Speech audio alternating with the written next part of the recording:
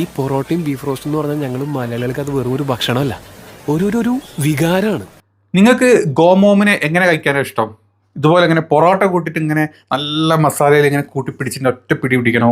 അതല്ല ഇനി നല്ല പുട്ടിൻ്റെ കൂടെ കുഴച്ച് തിന്നണോ? ഇനി അതല്ല പഴംപൊരിൻ്റെ കൂടെ ഇങ്ങനെ ഇട്ടിട്ടുണ്ടല്ലോ, പഴംപൊരിയിൽ നിന്ന് ഇങ്ങനെ പഴംപൊരിട്ട് പിടിങ് എടുത്തിട്ട് ഈ ഗോമോമിൻ്റെ ഒരു പീസും എടുത്തിട്ട് കഴിക്കാനാണോ ഇഷ്ടം? നിങ്ങൾ പറ, നിങ്ങൾ എങ്ങനെ ഇഷ്ടം? എനിക്കിത് മൂന്നായാലും കുഴപ്പമില്ലല്ലോ. ഇനി അത് മാത്രമല്ല, അതിൻ്റെ കൂടെ വേറെ എന്തെങ്കിലും ഐറ്റമാണ്. നല്ല ചോറില്ലേ, നല്ല കുത്തരി ചോറിൻ്റെ കൂടെ നല്ല ഈ കറി വെച്ചിട്ട് നല്ല മസാല ഇങ്ങനെ മുളകൊക്കെ ഇട്ട കറുത്ത കറിയില്ലേ, ആ കറി ഇങ്ങനെ ഒഴിച്ച് കഴിക്കുമ്പം നോമ്പൊക്കെ ഇങ്ങനെ പറയാൻ പാടില്ല, എന്നാലും അറിയാണ്ട് വെള്ളമൊക്കെ വന്നു പോകും. എന്താ അവസ്ഥ അല്ലേ? ഇങ്ങനെ കഴിക്കണം, നമ്മൾ കഴിക്കുമ്പോൾ ഇങ്ങനെ കഴിക്കണം. അതല്ലാണ്ട് ഒന്നുമില്ലാണ്ട് വെറുതെ തൊള്ള ഇങ്ങനെ പുറത്ത് വെച്ചിട്ട് അതിലേക്ക് ഇങ്ങനെ ബീഫിൻ്റെ പീസ് ഇട്ട് കൊടുത്താൽ വല്ല കാര്യം നടക്കും. അതിൻ്റെ കൂടെ ഇച്ചിരി പൊറോട്ടയോ ഇത്തിരി പുട്ടോ പഴംപൊരിയൊക്കെ കൊടുത്തിട്ടെങ്കിൽ ആ കൊച്ചു കഴിച്ചേനെ. അതിന് സമ്മതിക്കേണ്ടേ നിങ്ങൾ?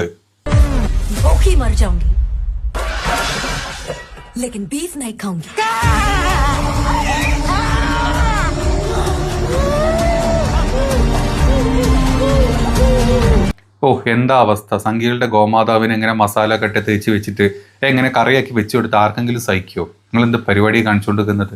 അതിൻ്റെ കൂടെ ആ പെണ്ണിൻ്റെ കയ്യും കാലൊക്കെ ഒന്ന് വിട്. അതിന് പകരം അതിന് ഇച്ചിരി പൊറോട്ടയിൽ കറി വെച്ച് കൊടുക്കുക. തിന്നൂലേ?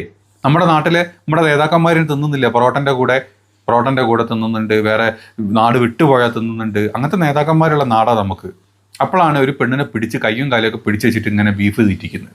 എടാ, ഗോമാതാവ് പൊറുക്കടോ അതൊക്കെ കണ്ടു കഴിഞ്ഞാൽ 100-400 ഉറുപ്പ്യ വേണം ഒരു കിലോക്ക്. അതാണോ അങ്ങനെ കുത്തി തീറ്റിക്കുക?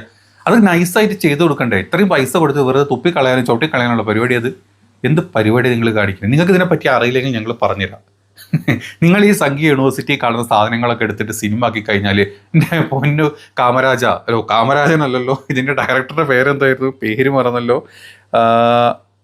കാമഖ്യ നാരായൺ സിംഗ് എന്നാട്ടോ. കാമഖ്യ, അവൻ്റെ പേര് തന്നെ കാമ. പിന്നെ ഓനെ പറഞ്ഞിട്ട് വല്ല കാര്യമുണ്ടോ? ഓന വല്ല കാമപരിപാടിക്കും. എടാ, കാമസൂത്ര പോലത്തെ മൂവീസ് എടുക്ക്. നിന്റെ പേരും സിനിമയും കൂടെ അങ്ങനെ മാച്ച് ചെയ്യുമ്പോഴല്ലോ സിനിമ സൂപ്പർ ഹിറ്റായിരിക്കും.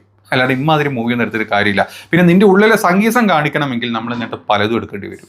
ഏതെങ്കിലും നമ്മുടെ കാമക്കുട്ടന് പറയാനുള്ള കുറച്ച് കാര്യങ്ങളുണ്ട്. ഏഷ്യാനെറ്റ് ന്യൂസിന് നമ്മുടെ കാമക്കുട്ടൻ ഒരു ഇൻ്റർവ്യൂ പോലെ കൊടുത്തിട്ടുണ്ട്. നമുക്കതെല്ലാം ഒന്ന് കണ്ടിട്ട് വരാം. അതിൽ പറഞ്ഞിട്ടുള്ള കുറച്ച് കാര്യങ്ങളുണ്ട്. ഇവനെ കൊലിച്ചെറുത്തിട്ടുണ്ടല്ലോ, ഇവനെ മൂട്ടിൽ ചാണം കയറ്റി വിടാൻ തോന്നിപ്പോവും. നോമ്പാണല്ലോ, ഇങ്ങനെയൊന്നും പറയാൻ പറ്റില്ല. അങ്ങനൊന്നുമില്ല, ഇതൊക്കെ പറയാം. ഇത് പറയുന്നതിനൊരു കുഴപ്പമില്ല. ഏതായാലും ഇത് കേട്ട് നോക്ക്.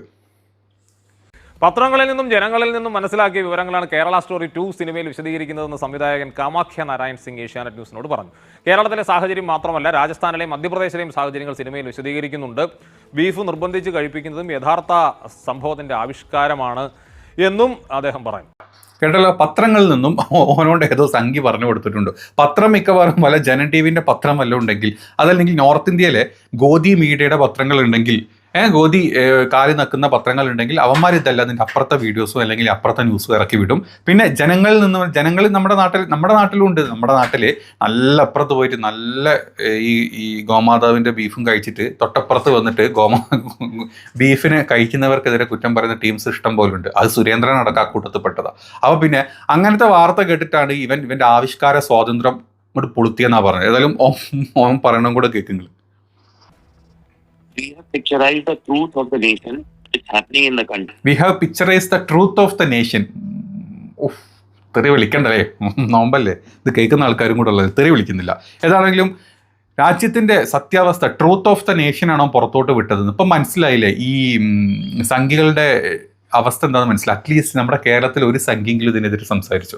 ഈ പോട്ടെ, കേരളത്തിലെ സംഘി ഇതിന് സപ്പോർട്ടും ചെയ്യില്ല. കാരണം കേരളത്തിലെ സംഘിക്ക് നല്ല പോലെ അറിയാം. 400 ഉറുപ്പ്യം കൊടുത്ത് ബീഫ് വെച്ചിട്ട് നമ്മൾ നല്ല മസാല ഇട്ട് മൂപ്പിച്ചിട്ടാണ് കഴിക്കുക. അല്ലാണ്ട് ഇമ്മാതിരി പരിപാടിയൊന്നും കേരളത്തിലെ സംഘികളും കേരളത്തിലെ മുസ്ലിങ്ങളും കേരളത്തിലെ ഹിന്ദുക്കളും കേരളത്തിലെ ക്രിസ്ത്യാനികളും എടുക്കില്ല. കഴിക്കേണ്ടവർ കഴിക്കും, കഴിക്കേണ്ടാത്തവർ കഴിക്കില്ല, അത്രേ ഉള്ളൂ. അതിന് നോർത്ത് ഇന്ത്യ ചെന്നാൽ ഇത് തന്നെയാണ് അവസ്ഥ. നോർത്ത് ഇന്ത്യയിൽ ബീഫ് കഴിപ്പിച്ചു എന്ന് പറഞ്ഞിട്ട് ഒരു പ്രശ്നം നിങ്ങൾ എപ്പോഴും കേട്ടിട്ടുണ്ട്. ബീഫ് കയ്യിൽ വെച്ച് കഴിഞ്ഞാൽ അവനെ കൊല്ലും. അതൊന്നും നമ്മൾ പ്രശ്നമില്ലാണ്. നമ്മളൊരു സിനിമ ഇറക്കുന്ന സമയത്തുണ്ടല്ലോ, അതിൽ ബീഫ് വരാൻ പാടില്ല, ധ്വജ പ്രണാമം വരാൻ പാടില്ല, സംഘിൻ്റെ പേര് പറയാൻ പാടില്ല, എന്തൊക്കെ സെൻസർ ബോർഡുകളാണ്. പക്ഷേ ഇതിൽ എന്തും കാണിക്കുക. ആ സമയത്ത് സെൻസർ ബോർഡിലെ സകല തീട്ടങ്ങളുടെയും കണ്ണ് ചീഞ്ഞ് എളിഞ്ഞിരിക്കുകയാണ്. ഞങ്ങൾക്കൊന്നും കാണാൻ പറ്റുന്നില്ല. കേരള സ്റ്റോറി 2 ആ കെട്ടക്കെട്ട മൂവി അടുത്ത പ്രാവശ്യത്തെ നാഷണൽ അവാർഡ് ഒരു 10 ചുരുങ്ങി നമുക്ക് കൊടുക്കാം. ഈ അവസ്ഥ നമ്മുടെ നാടിൻ്റെ അവസ്ഥ നിങ്ങളൊന്ന് ആലോചിച്ച് നോക്ക്. സംഘി നീയും കൂടെ കേൾക്ക്. നമ്മുടെ നാടിൻ്റെ അവസ്ഥ നീ തന്നെ വെറുതെ ഒന്ന് കമ്പാരിസൺ ചെയ്ത് നോക്ക്. സംഗീസം പറഞ്ഞ മൂവിനെ എങ്ങനെ സെൻസർ ബോർഡ് ചെയ്യും? ഇമ്മാതിരി കോപ്രായങ്ങൾ കാണിക്കുന്ന കാട്ടിക്കൂട്ടലുകളെ സെൻസർ ചെയ്യുന്നുണ്ടോ? ഇതിൽ കാണിക്കുന്നതൊക്കെ സത്യമാണോ എന്നുള്ളത് നീ ഒന്ന് ആലോചിച്ച് നോക്ക്. ഏതായാലും നമ്മുടെ കാമക്കുട്ടൻ പറയുന്ന ബാക്കി കാര്യം കൂടെ കേൾക്ക്. And on a larger scale, it is happening. And we have shown the truth. Kerala CM has criticized it. Let him just check the facts. Let him see the court judgment. Let him see the newspapers today. Every day the news are coming in. The magnitude of conversion through love has become big. And that has to be brought to the light for the people, the daughters of the country can be seen. From the newspapers, primary research, collecting newspaper articles, 100 newspaper articles. Biggest part of India. The stories are not from only Kerala. One story is from Rajasthan, story from Madhya Pradesh. ഏതാണെങ്കിലും ഇത് കേരളത്തിന്റെ മാത്രം story അല്ല, രാജസ്ഥാന്റെയും മധ്യപ്രദേശിന്റെയും ഒക്കെ സ്റ്റോറിയാണ്. രാജസ്ഥാനിലും മധ്യപ്രദേശിലും beef കൈ കണ്ട പോലെ കുത്തിക്കൊല്ലണ നാടായി സ്ഥലങ്ങൾ. എന്നിട്ടാണ് ഇവൻ അവിടുത്തെ കൂടെ സ്റ്റോറി എന്ന് പറയുന്നത്. അങ്ങനെയെങ്കിൽ നീ ഒരു കാര്യം ചെയ്യും, കേരള സ്റ്റോറിന്റെ കൂട്ടത്തിൽ രാജസ്ഥാൻ, മധ്യപ്രദേശ്, കേരള അങ്ങനെ ഇട്ടുകൊണ്ടിരുന്നോ. അതല്ലെങ്കിൽ നീ മുസ്ലിം സ്റ്റോറി ഇട്ടൂന്ന് ഇട്ടോ. നിനക്ക് അതല്ലേ വേണ്ടത്? നിനക്ക് നാട്ടിലെ ഇസ്ലാമിനെ അല്ലെങ്കിൽ മുസ്ലിങ്ങളെ കുറ്റം പറയാം, ഇസ്ലാമോഫോബിയ ഉണ്ടാക്കുക എന്നുള്ളത്. അപ്പം പിന്നെ നീ ഇസ്ലാമോ അല്ലെങ്കിൽ മുസ്ലിം സ്റ്റോറി ഇട്ടു എന്ന് വല്ല ഇട്ടോ, കുഴപ്പമില്ല. ഇവിടെ ആരും മുസ്ലിങ്ങൾ നിന്റെ പിന്നാലെ വരൂല. എന്താ പറയുക, കുറച്ച് ബുദ്ധിയും വകതിരിവും ചിന്തയും ഒക്കെ ശേഷിയുള്ള ആൾക്കാരാണ് മുസ്ലിങ്ങൾ. സംഖ്യകളെ പോലെയല്ല. ചാണമല്ല തിന്നണതും ചാണമല്ല തലച്ചോറിലും ചാണമല്ല കുണ്ടിയിലും വെച്ചിട്ടുള്ളത്. അപ്പോൾ അതുകൊണ്ടാണ് പറയുന്നത്, നീ അങ്ങനെ പേരിട്ടാലും കുഴപ്പമില്ല. ഈ കേരളത്തിൻ്റെ മൊത്തത്തിൽ ഇങ്ങനെ പറയാൻ നിൽക്കരുത്. ഇനിയിപ്പോൾ ഇത് കണ്ടിട്ടും കേരളത്തിലെ ആൾക്കാർ ആരും നിന്റെ പിന്നാലെ വരാൻ പോകുന്നില്ല. കാരണം വിദ്യാഭ്യാസം ഉണ്ട്, എഡ്യൂക്കേറ്റഡ് ആണ്. ഇവിടുത്തെ കുറച്ച് സംഖ്യകളല്ലാണ്ട് ബാക്കി എല്ലാവരും ബുദ്ധിയുള്ളവന്മാരാണ്. അതുകൊണ്ട് ഒരു പ്രശ്നം കേരളക്കാർക്കില്ല. നീ എന്ത് സാധനം പടച്ചു വിട്ട് കഴിഞ്ഞാൽ കേട്ടാ. Is one lady, she's forcefully eating beef in that visual. So that situation is from Kerala or from other states? There are different cases throughout the country. We have read a lot of news. Forcefully beef eating has been, so it's from different parts of the country. See, forceful conversion. See, forceful beef eating is very different thing. Somebody doesn't want to eat, and then you are making the person eat beef. Convert that person. That is wrong. I don't create films to create controversy, to unveil truth, to make people aware about what's happening in society. I don't know. Propaganda സിനിമകൾ ലോക ചരിത്രത്തിന്റെ ഭാഗമാണ്. അത് ജർമ്മനിയിലായാലും റഷ്യയിലായാലും Soviet യൂണിയനിലായാലും ഒക്കെ ഉണ്ടായിട്ടുണ്ട്. പക്ഷേ അതിലേക്ക് സന്ദേശങ്ങളോട് വിയോജിപ്പുണ്ടാകുമ്പോഴും ആ സിനിമ ഉപയോഗിക്കുന്ന സങ്കേതങ്ങൾ, അതിലെ സാങ്കേതിക വിദ്യ, അതിനെ കൈകാര്യം ചെയ്ത രീതിയൊക്കെ പിന്നീട് സിനിമ എന്ന മാധ്യമത്തിന് മുതൽക്കൂട്ടായിട്ടുണ്ട്. അതുപോലും പറയാനില്ലാത്ത സാധനങ്ങളാണ് ഈ വരുന്നതൊക്കെ. ബിനുരാജ് ചേരുന്നു വിവരങ്ങളുമായി. ബിനുരാജ്, എന്തൊക്കെയാണ് ഈ സംവിധായകൻ പറയുന്നത്? കേരളത്തിൽ എന്തായാലും ചലനമൊന്നും ഇതുവരെ ഉണ്ടായില്ല. ആദ്യത്തെ സിനിമയ്ക്ക് കുറച്ച് ചലനം മറ്റു ചില സവിശേഷ കാരണങ്ങളാൽ ഉണ്ടായിരുന്നു. ദേശീയ തലത്തിൽ എന്താണ് അഭിപ്രായം? വളരെ വിചിത്രമായ വാദങ്ങളാണ് ഈ സംവിധായകൻ ഉന്നയിക്കുന്നത്. അത് കേരളത്തിലെ വിഷയങ്ങളുണ്ട്, ഒപ്പം തന്നെ രാജസ്ഥാനിലെയും മധ്യപ്രദേശിലെയും ഒക്കെ തന്നെ കാര്യങ്ങൾ പറയുന്നു എന്നാണ് അദ്ദേഹം വ്യക്തമാക്കുന്നത്. മറ്റ് സംസ്ഥാനങ്ങളിലെ കാര്യങ്ങൾ വ്യക്തമല്ല. എന്തായാലും കേരളത്തിൽ ഇത്തരത്തിൽ ഈ രീതിയിൽ, അതായത് നിർബന്ധിപ്പിച്ച് ബീഫ് കഴിപ്പിക്കുന്ന സാഹചര്യം ഒന്നും തന്നെ ഇല്ല എന്ന് നമുക്ക് 100% വ്യക്തമാണ്. പിന്നെ ഞാൻ അദ്ദേഹത്തോട് ചോദിക്കുന്നുണ്ട്, ഈ സംഭവങ്ങൾ, ഈ വിവരങ്ങളൊക്കെ തന്നെ എവിടെ നിന്ന് കിട്ടി എന്ന്. അത് പത്രങ്ങളിൽ നിന്ന് കിട്ടിയെന്ന് അദ്ദേഹം പറയുന്നു. അതോടൊപ്പം തന്നെ പല ആളുകളുമായി സംസാരിച്ചു. ആ ആളുകളുമായി സംസാരിച്ചതിന്റെ അടിസ്ഥാനത്തിലാണ് ഇത്തരത്തിലുള്ള ഒരു വിവരം എന്നുള്ളതാണ്. അപ്പോൾ കോൺക്രീറ്റ് ആയിട്ടുള്ള ഡേറ്റ ഉണ്ടോ എന്ന് ചോദിക്കുമ്പോൾ ഈ രീതിയിലുള്ള മറുപടിയാണ് നൽകുന്നത്. കേരള സ്റ്റോറിയുടെ ആദ്യ ഭാഗത്ത് സുദീപ്തോ സെന്നും അത്തരത്തിലുള്ള ഒരു വാദമാണ് ഉന്നയിച്ചത്. അദ്ദേഹം പറഞ്ഞത് ഈ മലപ്പുറം സൈഡിലുള്ള ആളുകളുമായി സംസാരിച്ചതിന്റെ ഒക്കെ തന്നെ അടിസ്ഥാനത്തിലാണ് ഇത്തരത്തിൽ പല വിവരങ്ങൾ കിട്ടിയത്. ഏതായാലും അവന്റെ പേര് നോക്കി വെച്ചിട്ടോ, കാമാഖ്യ രാമായൺ സിംഗ് എന്നാണ്. ഇവൻ വല്ല പോത്ത് കുത്തിച്ചാവുന്ന അവസ്ഥ എനിക്ക് തോന്നുന്നത്. ഇവൻ മരിക്കുന്ന മിക്കവാറും അങ്ങനെ നിൽക്കും. നമ്മുടെ ഇവന്റെ കൂട്ടത്തിൽ ഇവന്റെ ഗോമാതാവിനെ കുത്തിക്കൊല്ലേണ്ട അവസ്ഥ എനിക്ക് ഇവനൊക്കെ ഉണ്ടാവും. അങ്ങനെയൊക്കെ ആയിരിക്കും ഇവന്റെ ജീവിതം ആ അവസ്ഥയിലോട്ട് തന്നെ എത്തുള്ളൂ. ഇവന് 4 സ്റ്റേറ്റ് അവാർഡൊക്കെ കിട്ടിയ അവസാനം ഏതെങ്കിലും മൂലയെ കിടന്ന് ചാവും. അതിൻ്റെ അപ്പുറത്തോട്ടൊന്നും ഇതിലൊന്നും വരാനില്ല. ഈ ടൈപ്പ് സാധനങ്ങൾ പടച്ചു വിടുന്ന ഇമ്മാതിരി വെകിളികൾക്ക് ഇതിനപ്പുറത്തോട്ടൊന്നും വരാനില്ല.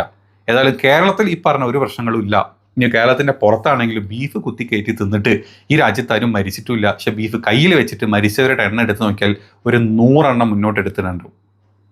ഒരു സിനിമ ആരും ഇറക്കൂല. സിനിമ ഇറക്കി കഴിഞ്ഞാൽ സെൻസർ ബോർഡ് കട്ട് ചെയ്യുന്നു. നമ്മൾ കണ്ടല്ലേ എമ്പുരാനിലെ എമ്പുരാനിൽ BJP അല്ലെങ്കിൽ RSS സംഘപരിവാർ കാണിക്കുന്ന ചെറ്റത്തരങ്ങൾ, പീഡിപ്പിച്ച് കൊല്ലുന്നതും ഭ്രൂണം പുറത്തെടുക്കുന്നതും അല്ലെങ്കിൽ മതചിഹ്നങ്ങളുള്ളതും, അതല്ലെങ്കിൽ ഈ ഒരു പാർട്ടിയുടെ പേര് അല്ലെങ്കിൽ ഈ പറഞ്ഞ ആക്ടിവിറ്റിയിൽ ഇൻവോൾവ് ആയിട്ടുള്ള ആളുകളുടെ പേര് പോലും മാറ്റണം എന്ന് പറഞ്ഞ സെൻസർ ബോർഡിൻ്റെ കണ്ണെല്ലാം കൂടെ ചീഞ്ഞളിഞ്ഞിരിക്കുകയാണ്. ഇപ്പം ഇതൊന്നും കാണാൻ പറ്റുന്നില്ല. ഇതാണ് നമ്മുടെ നാടിൻ്റെ അവസ്ഥ. ഞാനല്ല, കേരളത്തിലെ എല്ലാ മനുഷ്യന്മാരും ബീഫ് ഇതുപോലെ നമ്മൾ പുട്ടുകൂട്ടി കഴിക്കും, പൊറോട്ട കൂട്ടി കഴിക്കും. നമ്മൾ അവസാനം നല്ല പഴംപൊരിൻ്റെ കൂടി അടിക്കും. അതിനൊന്നും ഒരു മാറ്റം നമ്മുടെ കേരളീയർക്കില്ല.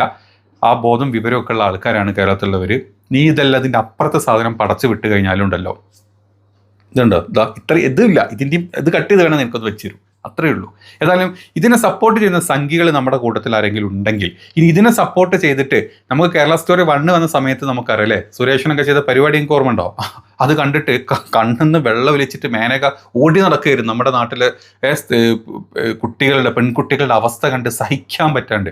അതുപോലത്തെ ഏതെങ്കിലും വന്ന് കമൻ്റ് ഇടാനോ അല്ലെങ്കിൽ ഏതെങ്കിലും വന്ന് പറഞ്ഞു കഴിഞ്ഞാൽ നിങ്ങൾ നോട്ട് ചെയ്തോ, അവനാണ് യഥാർത്ഥ രാജ്യദ്രോഹിയും. അവനെയാണ് സമൂഹത്തിൽ നിന്ന് മലയാളികൾ പ്രത്യേകിച്ച് മാറ്റി നിർത്തേണ്ട ചാണകക്കൂട്ടങ്ങളും. അപ്പം നോട്ട് ചെയ്ത് വെച്ചു, നമുക്ക് കാണാം. ഇത് വരുന്ന സമയത്ത് ഇതിനെ സപ്പോർട്ട് ചെയ്യുന്നവന്മാരെ അങ്ങ് മാറ്റണം, ഐസൊലേറ്റ് ചെയ്ത് മാറ്റി നിർത്തണം അമ്മാതിരി ടീംസിനെ.